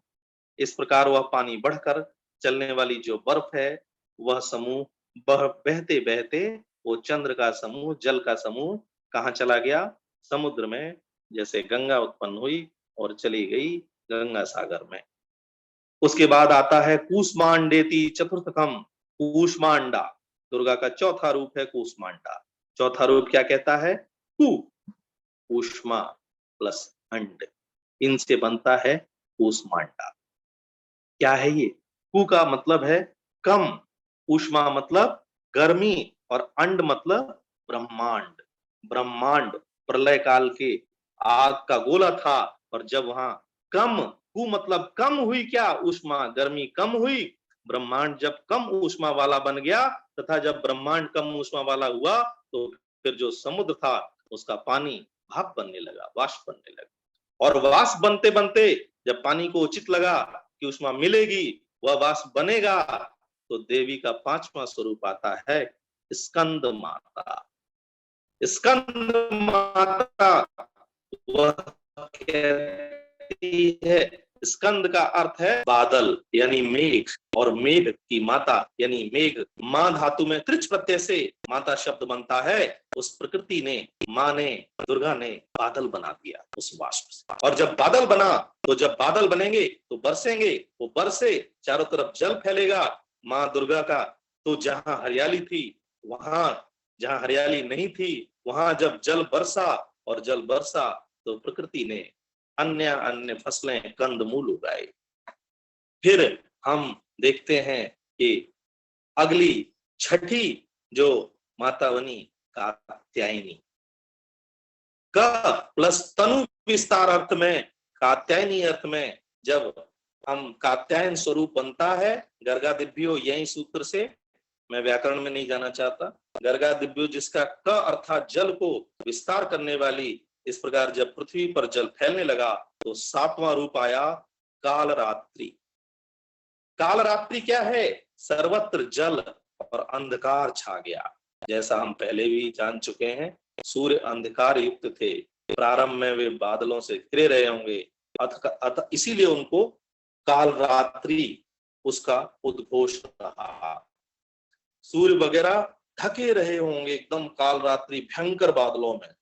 इसके बाद मां दुर्गा का एक और स्वरूप हमारे सामने आता है, 8वां महागौरी, जो अंधकार के बाद गौर वर्ण यानी प्रकाश का प्रतीक। और अंधकार के बाद प्रकाश, जब सर्वत्र प्रकाश हुआ, दिन और रात बने, उन्होंने सृष्टि रचना की और सिद्धि प्राप्त हुई सृष्टि रचना की। जब सृष्टि की रचना की सफलता प्राप्त कर ली, तब उन्होंने सृष्टि रचना को सिद्ध किया। तब हम देखते हैं कि अंत में माता का 9वां रूप आया, नवम सिद्धिदात्री। जबकि सृष्टि रचना सिद्ध हो गई तो हम देखते हैं कि ये इस तरह के हमारे यहाँ उदाहरण भरे पड़े। इसको समझने की आवश्यकता है। ये बहुत साइंटिफिक है, बहुत वैज्ञानिक, और इस वैज्ञानिकता के पीछे केवल ये नहीं है। हम किसी भी ग्रंथ को उठा के देख लें, हम देखते हैं हमारी प्रकृति क्या है, 24 तत्वों वाली। सांख्य दर्शन में वर्णित है 24 तत्वों वाली जो प्रकृति है, जब पुरुष से संयुक्त होती है तब जीव की उत्पत्ति। सांख्य में कहा गया है क्या? प्रकृति और पुरुष का नेत्रविहीन और पादविहीन यानी कि अंधे और लंगड़े का सम। लंगड़ी प्रकृति अंधे पुरुष के कंधे पर बैठकर चल रही है। यह इस प्रतीक का अर्थ क्या है? पुरुष आत्मा मिलकर चेतन शरीर के रूप में संसार में उपस्थित है। इसीलिए हम देखते हैं क्षीर सागर में स्थित जो विष्णु है वो पुरुष के प्रतीक हैं, और उनके पास बैठी लक्ष्मी प्रकृति की प्रतीक है। प्रकृति 3 तत्वों वाली है। क्षीर सागर सत्व गुण का प्रतीक है। क्षीर यानी दूध का सागर, दूध का सागर कहीं है? नहीं है। क्षीर श्वेत होता है और सत्व भी श्वेत होता है। शुद्ध श्वेत का पर्याय है शेषनाग, वहां पर काला है। शेषनाग तमोगुण का प्रतीक है और कमल रजोगुण का प्रतीक है। इस प्रकार से 3 गुणों वाली हमारी जो लक्ष्मी है, जब विष्णु अर्थात पुरुष से मिली तो कमल की उत्पत्ति हुई। अतः कमल वनस्पति का प्रतीक है। जैसा कि वैज्ञानिकों द्वारा कहा गया है, सबसे पहले जल पैदा हुआ और जल में जो घास, काई जिसको कहते हैं, शैवाल, गंदी घास होती है, उसमें सबसे पहले बिना सेल वाला एक जीव अमीबा पैदा हुआ। उसी जीव का क्रमिक विकास होते हुए असंख्य योनियों से गुजरते हुए मनुष्य के रूप में हम विकसित हुए। इस प्रकार कमल से ब्रह्मा की उत्पत्ति यही दर्शाती है कि ब्रह्मा ही पहला जीव है जिसे आज अमीबा कहा गया। इस प्रकार हिंदू धर्म ग्रंथों में जो ये वर्णन है ये वास्तव में उद्घोष है, वैज्ञानिकता का बहुत बड़ा उद्घोष है। और इस पर अन्य चीजों के रूप में हम देखें तो केवल आप सिर्फ भारतीय संस्कृति को ही इसमें सम्मिलित नहीं मान सकते। बाकी विश्व की कोई भी संस्कृति, विश्व की कोई भी संस्कृति भारतीय संस्कृति या संस्कृत से प्रभावित न हो, इसमें मैं अतिशयोक्ति मानूंगा। अब हमें देखने की जरूरत क्या है, जो बात दिलीप सर ने कही, आपकी संस्कृति कहती क्या है? इतनी वैज्ञानिकता से भरी हुई आपकी संस्कृति है, लेकिन वो कहती जो है वो आप न सुनते हैं न करते हैं, बस पढ़कर और छोड़ देते हैं। वो क्या कहती है? वो कहती है सर्वे भवन्तु सुखिनः, सर्वे सन्तु निरामया, सर्वे भद्राणि पश्यन्तु, मां कश्चित् दुःखात् भवेत्। ये इस संस्कृति की धरोहर है। उसने सभी के सुख की महान कल्पना की, लेकिन हम क्या करते हैं? हम करते हैं अपने सुख की परवाह।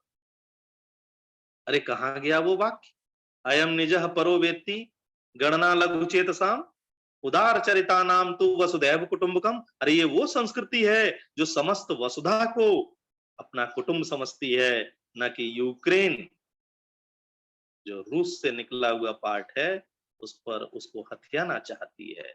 हम जियो और जीने दो में विश्वास करते हैं। तभी तो वेद व्यास जी, अरे इस संस्कृति में गया, कहा गया पाप और पुण्य यही नैतिक मूल्य हैं हमारे। वेद व्यास जी ने 18 पुराण लिख दिए, उन्होंने बस एक वाक्य, एक श्लोक में कहा कि भाई ये कर ले तू, क्या? अष्टादश पुराणेषु व्यासस्य वचनद्वयम् परोपकारः पुण्याय पापाय परपीडः। अरे पुण्य के लिए परोपकार कर ले और पाप से बच ले, परपीड़न मत कर। लेकिन हम परोपकार नहीं, स्व उपकार करना चाहते, तो त्याग की भावना कहां गई? तब तो ईशावास्यमिदं सर्वम यत्किंच जगत्याम जगत सब बेकार है। तेन त्यक्तेन भुंजिता मां गृधा कस्य धनम, ये सब बेकार है। इस कहा गया तो हम भी अब पाश्चात्य संस्कृति में समाहित होते जा रहे हैं। लेकिन हम कितना भी पाश्चात्य संस्कृति में समाहित हो जाएं, फिर भी हमारी संस्कृति इतनी महान है कि हमें खींच कर ले आएगी और कहेगी संगजत्वम संबद्धत्वम संभो मनांसि जानताम देवा भागम यथा पूर्वे संजना पासते सज्जना नाम पासते। इसी को सालासर सैलानी, मशहूर शायर हैं, सालासर सैलानी ने इसी को कहा अपनी उर्दू शायरी, चमन में इख्तिलाते रंगो बू से बात बनती है, चमन में इख्तिलाते रंगो बू से बात बनती है, हम ही हम हैं तो क्या हम हैं, तुम ही तुम हो तो क्या तुम। ये डायलॉग आपको बॉर्डर फिल्म में जब फाइटर प्लेन में सन्नी देओल और जैकी श्रॉफ बैठे हैं और थल सेना को उतारने जा रहा होता है, तभी कहा है हम ही हम हैं तो क्या हम हैं, तुम ही तुम हो तो क्या हो, क्या तुम हो। ये संस्कृति का क्या मतलब हुआ? ये संस्कृति उदार रमणा है, यह संस्कृति सबको सम्मान देती है, इस संस्कृति में किसी को पर्दे में नहीं रहना पड़ता। ये संस्कृति यत्र नार्यस्तु पूज्यन्ते रमन्ते तत्र देवता, यत्र शास्तु न पूज्यन्ते सर्वा सत्र फला क्रिया, या अर्धनारीश्वर संस्कृति है। यहाँ कोई कुछ भी कह ले, पाली भाषा में कहा गया है, जैसे हमारे यहाँ कहा गया है कि जन्मना कोई ब्राह्मण नहीं होता, ब्राह्मण तो विद्वान होता है। तो पाली में कहा गया है न जटा ही न गोते ही न जच्चा होती बामणो, कमन्ना होती बामणो, कमन्ना होती बामणो, कर्म से ही बामण। और इसी सिद्धांत पर आधारित जैन धर्म कहता है, जो हमारी संस्कृति से ही, हमारे संस्कृत से ही लिया गया, परस्परो ग्रहो जीवाना, जीव का नाम ही है एक दूसरे से सहयोग की भावना। भगवान महावीर, योगी, भगवान बुद्ध, ज्ञान प्राप्त होता है योग से, और हम उस योग को होकर मारे। सर्वजन हिताय सर्वजन सुखाय, ये भारतीय संस्कृति की प्रत्येक धारा में रची बसी हुई बात है। तभी तो इसने कहा, ये तभी तो कहा कि कुछ बात है कि हस्ती मिटती नहीं हमारी, सदियों रहा है दुश्मन दौरे जमा हमारा। ये हमारी संस्कृति जो आज भी दैदीप्यमान है, इसी वजह से देखते हैं कि ऐसा कहा गया। और चाहे कबीर हो, चाहे नानक हो, चाहे चिश्ती संप्रदाय हो, कोई भी हो, स्वयं रामचरितमानस में तुलसीदास जी क्या कहते, परहित सरिस धर्म नहीं भाई, पर पीड़ा सम नहीं अधमाई। इसी को कवि भूपेंद्र नाथ शुक्ल ने कहा, उनकी पुस्तक है जियो और जीने दो, उसमें कहते हैं खुद जियो और जीने दो का सिद्धांत मानवीय चित्र बने, मानव मानव ही धरती पर, बस यहाँ बसे या वहां बसे, मानव कहीं भी बसे लेकिन खुद जियो और दूसरे को जियो। रामधारी सिंह दिनकर राष्ट्र कवि, महान कवि, मनुष्य की समानता जो हमारी संस्कृति का आधार है। श्रेय होगा मनुष्य का समता विधायक ज्ञान, स्नेह सिंचित न्याय पर नव विश्व का निर्माण। एक नर से दूसरे नर के बीच का व्यवधान तोड़ दे जो बस, वही है ज्ञानी, वही है विद्वान। कबीर कहता कहता मर गया, ढाई आकर प्रेम का, पढ़े सो पंडित होए, ये ढाई अक्षर नहीं समझ पाता व्यक्ति। और क्या करता है आज के समाज, आज के जमाने में, जो कवि धूमिल ने कहा, हिंदी के महान कवि हैं, उन्होंने क्या कहा है, आज तो जो हो रहा है उसको बयां किया, आज हम अपनी संस्कृति को भूल गए हैं, हमें वापस अपनी संस्कृति को याद करना है। क्या कहते हैं वो, यहाँ कुछ आदमी, एक आदमी है जो रोटी बेलता, दूसरा आदमी रोटी खाता है, पर एक तीसरा आदमी भी है जो आजकल पैदा हो गए, न तो रोटी बेलता है और न रोटी खाता है, बल्कि वह रोटी से खेलता है, रोटी से खेलता है।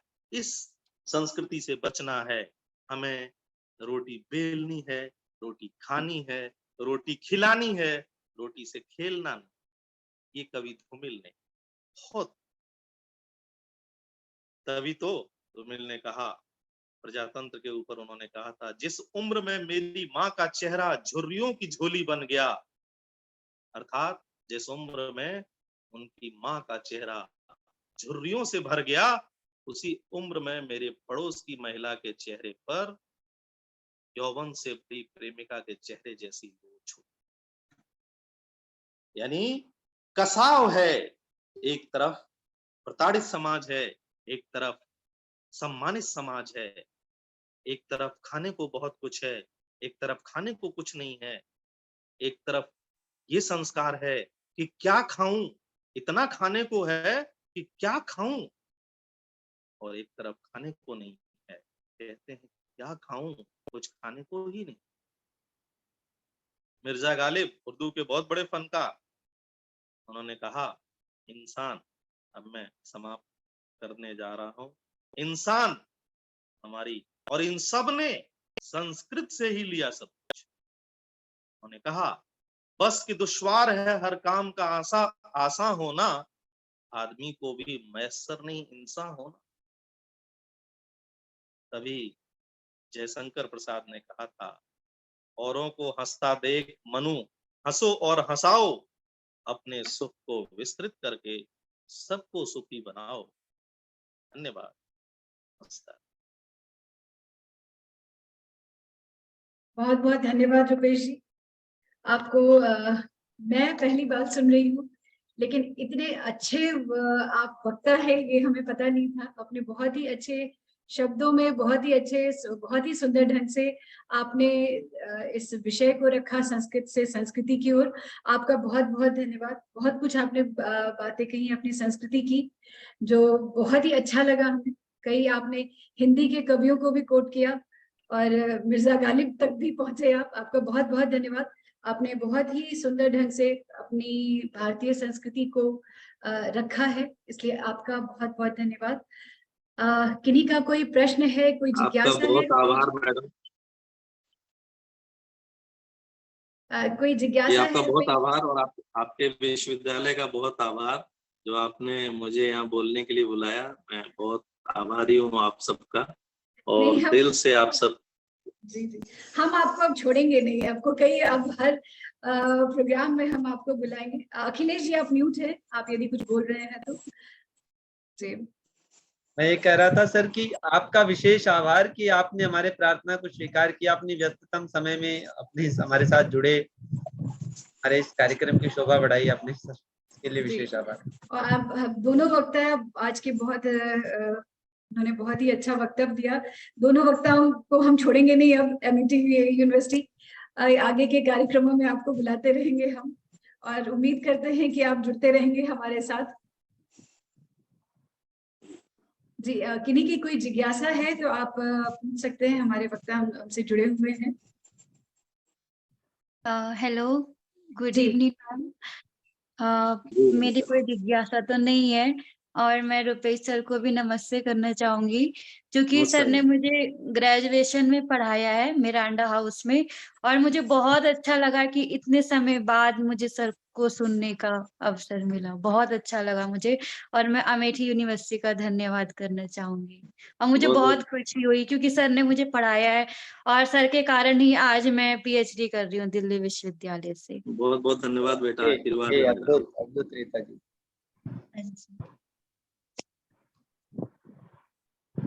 नमस्कार दिलीप सर। अच्छा, मानस जी भी हमारे साथ आ गए। मानस जी नमस्कार।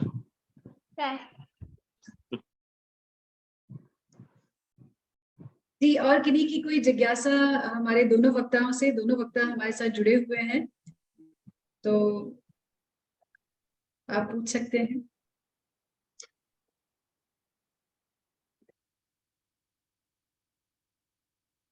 लगता है कि सब आप लोगों से इतने मंत्रमुग्ध हो गए हैं कि प्रश्न तो और कोई जिज्ञासा है ही नहीं। हेलो, जी, राणा प्रताप सर।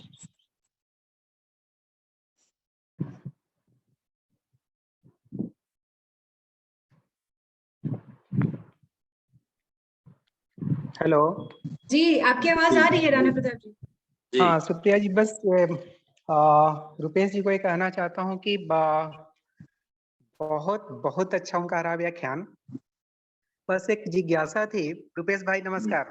जी नमस्कार। नमस्कार राणा सर, नमस्कार। कैसे हैं? बढ़िया। जी जी, आप भी हैं। मैं तो आपके ज्ञान का तब भी कायल था। अच्छा, ये बस मुझे ये छोटी सी जिज्ञासा है कि आपने जो माँ दुर्गा के 9 स्वरूपों का जो वर्णन किया आपने, जी, ये आज मैं पहली बार सुना। अगर मैं इसको थोड़ा पढ़ना चाहूँ तो मैं कहाँ पढ़ सकता हूँ? कहाँ मिलेगा मुझे ये चीज? मैं आपको लिख के भेज दूंगा। बाकी ये मार्कंडेय पुराण की एक वैज्ञानिक किताब निकली है। ये आज से आईपीएस एक रिटायर हुए थे मध्य प्रदेश से, और ये उनकी पुस्तक है। मैं आपको वो पुस्तक, अभी नाम मैं बोल रहा हूँ, वो 1997 में रिटायर हुए और अभी शायद जीवित हैं। तो ये उनकी पुस्तक है, उन्होंने इस पर रिसर्च किया है। साथ ही आर्य समाज के एक विद्वान है, अभी आईएएस हैं, वो भी इस पर रिसर्च कर रहे हैं, और मेरे ख्याल से वो डीआरडीओ में अभी कार्यरत है। जी, तो उनका नंबर भी भेज दूंगा, उनसे डायलॉग होता रहता है। जी, और इस बारे में मैं क्रेडिट देना चाहूंगा, इस रिसर्च पर सबसे पहला काम मेरे पिताजी ने किया था, और ये पूरी तरह वो नहीं कर पाए क्योंकि अवस्था और अपने ज्ञान की स्थिति नहीं बन पाती।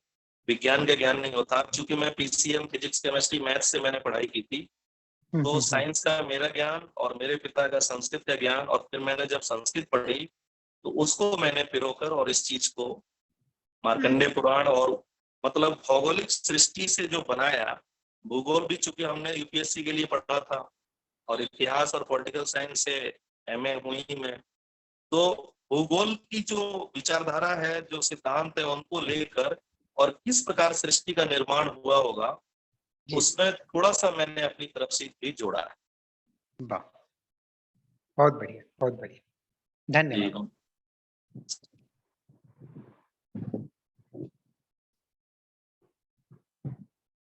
जी, और कोई प्रश्न किसी का?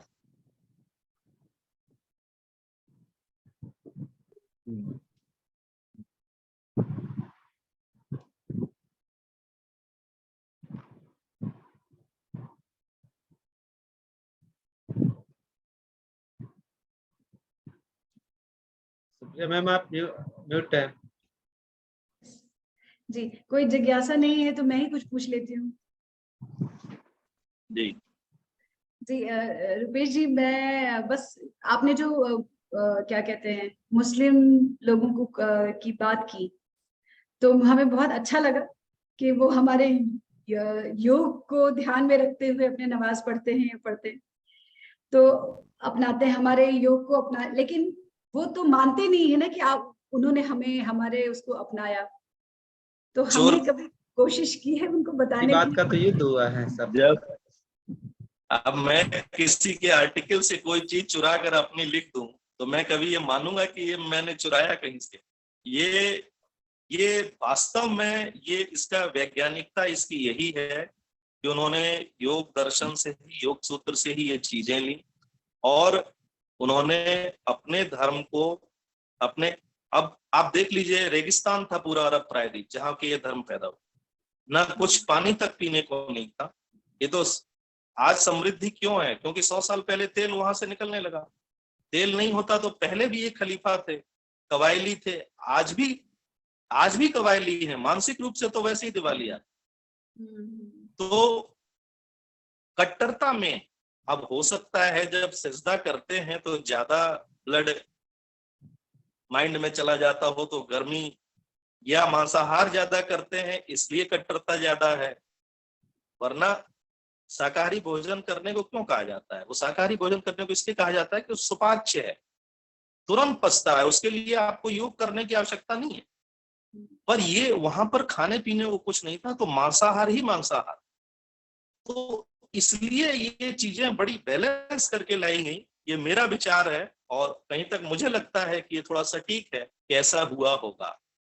और वैसे ही हमारी संस्कृति तो अति प्राचीन है, तो सभी लोगों ने अपनाया ही है किसी भी तरह से, सबको सब लोगों ने उसे लिया ही है, लेकिन कोई माने या ना माने, लेकिन हमारी संस्कृति, हमारे पुरातन संस्कृति संस्कार सबको लिया है अपने अपने रूपों में। जी जी जी, आपका और दिलीप जी का बहुत बहुत धन्यवाद आज हमारे साथ जुड़ने के लिए। हम आप दोनों से निवेदन करेंगे कि कल भी हमारे साथ जुड़े, वैलिडिक्टरी सेशन है, अपने थोड़े थोड़े विचार उसमें रखें। उस सेशन में जितने वक्ता है उम्मीद करती हूँ उनमें से कुछ तो जुड़ेंगे ही वैलिडिक्टरी सेशन में। और कल इसमें से जो प्रतिभागी हैं इनमें से 8-10 लोग अपने विचार रखें, हमें अपने विचार हमसे साझा करें कि ये वर्कशॉप, ये जो 10 दिवसीय कार्यशाला थी, ये कैसा रहा, आपके लिए उपयोगी रहा या नहीं रहा, इसमें हम क्या और ज्यादा इसमें इम्प्रूवमेंट ला सकते हैं जो और ज्यादा आपके लिए उपयोगी हो। क्योंकि एक हफ्ता बाद या तो 2 अगस्त से या 31 जुलाई से हम दोबारा प्रारंभ करेंगे कार्यशाला एक नए रूप में, जिसमें 4 दिन एक वक्ता आपको किसी भी एक विषय पे क्या कहते हैं वक्तव्य देंगे, आपकी क्लास लेंगे, और 5वें दिन जो होगा वो एक परीक्षा टाइप होगी। तो ये आपका एक पूरे 2 महीने का एक सर्टिफिकेट कोर्स की तरह हम इसको प्रारंभ करने जा रहे हैं, जिसमें कन्वर्सेशन भी होगा, अलग अलग वक्ताओं का अलग अलग विषयों को लेके, संस्कृत से ही रिलेटेड, हमारे संस्कार से रिलेटेड, हमारे संस्कृति से रिलेटेड इन विषयों को लेके हम इस पे वक्ताओं को बुलाएंगे, वो आपकी क्लास लेंगे। मैं अपने सारे वक्ताओं से निवेदन करती हूँ कि यदि आप भी इसमें लेना चाहें तो अपनी सहमति हमें दे सकते हैं कि आप लोगों से पढ़ने का मौका मिलेगा। हमारे जितने भी विद्वान हैं, विद्वान ही जुड़े हैं, हम चाहेंगे कि आप लोग अपने अपने छात्रों को भी इसमें जोड़े, ताकि एक उनको सर्टिफिकेट भी मिल जाएगा। सर्टिफिकेट कोर्स का हम इस कोर्स का प्रॉपर नाम के हिसाब से उसको देंगे, और सर्टिफिकेट कोर्स का एक की डिग्री टाइप सर्टिफिकेट देंगे हम। तो वो भी मिल जाएगा। अपने अपने स्टूडेंट्स को जोड़े तो वो ज्यादा अच्छा रहेगा ज्ञान प्राप्त करने के लिए। और कल के लिए मैं सभी से निवेदन करूंगी कि 8-10 लोग आप जो हैं आप अपने हमसे साझा करें। आप हमें अपना नाम मुझे मेल कर सकते हैं या व्हाट्सएप कर सकते हैं, तो आप मुझे बताएं। और आज का सेशन उम्मीद करती हूँ आप लोगों को बहुत ही पसंद आया होगा। और हमारे दोनों वक्ता बहुत ही गुणी हैं और अपने वक्तव्य के बहुत ही उत्तम वाणी आचार्य, के बहुत धनी हैं। तो आप दोनों दोनों ही आचार्यों का बहुत ही उत्तम बहुत वैदुष्यपूर्ण बहुत धन्यवाद विषय से संबंधित वक्तव्य। जी। तो रुपेश जी और दिलीप जी, आप लोगों से निवेदन है कि कल भी आप जुड़े हमारे साथ। जी बिल्कुल। और आगे भी जुड़ते रहे। सभी प्रतिभागियों का भी बहुत बहुत धन्यवाद। अखिलेश जी शांति पाठ से फिर इसको समाप्त करें जी। ओम सर्वे भवन्तु सुखिनः, सर्वे सन्तु निरामयाः, सर्वे भद्राणि पश्यन्तु, मा कश्चित् दुःखभाग् भवेत्। ओम शांति शांति शांति। सभी का बहुत बहुत धन्यवाद। मोबिन जी आप दोनों ही आचार्यों का सर, नमस्कार सर और दिलीप सर, आप दोनों का बहुत बहुत धन्यवाद कि आपने हमारी प्रार्थना को स्वीकार किया और बहुत ही सुंदरतम वैदुष्यपूर्ण और एक विषय से संबंधित प्राचीन काल से उत से लेकर आधुनिक काल तक आपने जो बहुत सारगर्भित वक्तव्य रखा। मैं अब तक 10 दिन सुना, 9 दिन, उसमें विशेषता रही बहुत कुछ आपके दोनों ही व्याख्यानों में, जो आनंद आया। और सर हमने इसकी रिकॉर्डिंग भी रखी हुई है तो भविष्य में भी काम आएगी। और इसका मैम का विचार है इसको पुस्तक के रूप में या अपने जर्नल के रूप में कुछ प्रकाशित करने का भी उनका विचार है। इसको सुंदरतम कुछ रूप देने का यत्न करेंगे। इसमें फिर पुनः आप सबके आशीर्वाद की आकांक्षा रहेगी। आप दोनों से भी निवेदन है कि आप अपने इस वक्तव्य को एक पेपर के रूप में दें, तो हम उसको पुस्तक के रूप में निकालेंगे ताकि जो भी जुड़े हुए हैं लोग, जो उनको लेना चाहे उनके लिए फायदा हो, उनके लिए लाभकारी सिद्ध हो। जी बिल्कुल जी बहुत बहुत धन्यवाद। आप दोनों का बहुत बहुत धन्यवाद, प्रणाम। मोबिन जी इसको आप क्लोज कर सकते हैं।